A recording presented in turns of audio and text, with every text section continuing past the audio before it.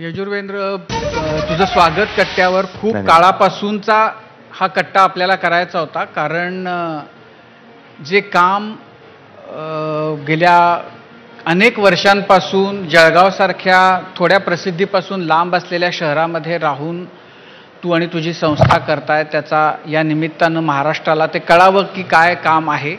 तर मला असं वाटतं की सगळ्या आपल्या गप्पा सुरू करण्याच्या आधी की हे जे वेगळं काम, एक वेगळं व्रत म्हणूया आपण, तू घेतलेलं आहेस आणि ज्याच्यामुळं अनाथ आणि अपंग अशा मुलांच्या आयुष्यामध्ये एक नवीन त्यांना दिशा देण्याचं, त्यांच्या आयुष्यामध्ये काहीतरी परिवर्तन घडवण्याचं असे खूप मोठं काम गेल्या काही काळापासून करतोयस. आणि अनेकांना कदाचित महाराष्ट्रातल्या माहिती नसेल की अशा अनेक मुलांना जी अनाथ आहेत, अपंग आहेत, त्यांना IAS पर्यंत बनवण्याचं खूप प्रचंड मोठं काम तुझ्या हातून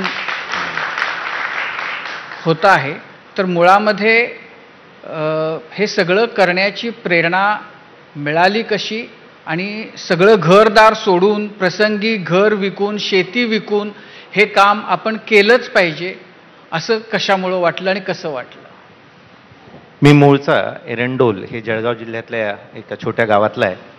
माझे वडील ग्रामीण भागातले डॉक्टर होते आणि ते धर्मार्थ दवाखाना चालवायचे. म्हणजे ₹1 इंजेक्शन आणि ₹1 गोळ्या, असं मी शाळेत असताना बघितलं होतं. कदाचित ती सुरुवात असेल, तेव्हा मला ते जाणवायचं नाही. आणि त्यानंतर मात्र माझ्या कॉलेज लाईफमध्ये विवेकानंद माझ्या जीवनात आलेत.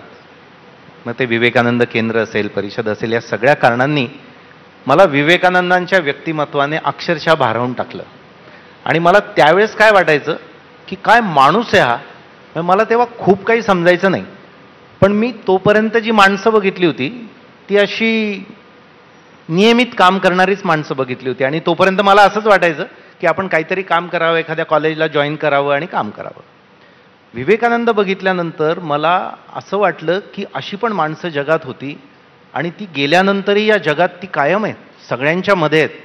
तिथून माझा प्रवास सुरू झाला आणि मला वेगवेगळी व्याख्यानं ऐकणं, पुस्तकं वाचणं आणि सत्संग या 3 गोष्टींची आवड लागली. सत्संग म्हणजे अतिशय चांगल्या आणि मोठ्या व्यक्तींच्या सोबत राहणं, त्यांना समजून घेणं, त्यांच्या आजूबाजूला राहणं.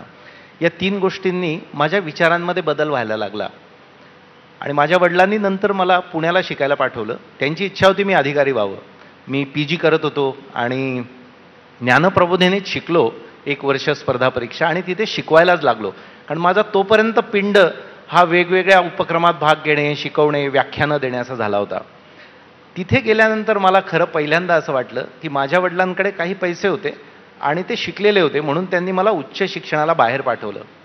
माझ्याबरोबर ग्रामीण भागात शिकणाऱ्या असे काही मुलं आणि विशेषतः मुली होत्या, त्यांचे आईवडील खूप गरीब होते, म्हणून ते नाही येऊ शकले. आणि ते माझ्या इतकेच त्यांच्या क्षमता त्यांनी प्रूव्ह केलेल्या होत्या. मला ते खूप अस्वस्थ वाटायचं. मला असं वाटायचं हे सगळं ग्रामीण भागात पण मिळालं पाहिजे. आणि मग नंतर वाटायला लागलं की हे मिळालं पाहिजे म्हणजे कोणी करावं असं म्हणण्यापेक्षा हे आपण केलं पाहिजे. आणि तोपर्यंत मी पुण्यात PhD करत होतो, टीचर ट्रेनिंग प्रोग्राम घेत होतो, ज्ञानप्रबोधिनीत शिकवत होतो. तर या सगळ्या विचारांनी मी असं पक्क केलं की ज्यांना समाजात सर्वात जास्त शिक्षणाची गरज आहे त्यांच्यासाठीच आपण आयुष्यभर काम करायचं. आणि त्यावेळेस मला माहिती होतं की ग्रामीण आदिवासी मुलांना गरज आहे. म्हणून 2005ला मी तेव्हा 25 वर्षाचा होतो, तेव्हा ही संस्था स्थापन केली, दीपस्तंभ फाउंडेशन म्हणून. आणि सगळ्यात गरजूंसाठी काम करायचं, कारण मला एवढं समजलं होतं की शिक्षणाने खूप फरक पडतो. माणसाचं जे काही हॅव्ज आणि हॅव नॉट्स आपण जे काही म्हणतो ते शिक्षणाने, म्हणजे वातावरणाने, डिग्रीने नाही, पण जे त्याला ज्ञान मिळतं, कौशल्य मिळतं, याच्याने होतं. आणि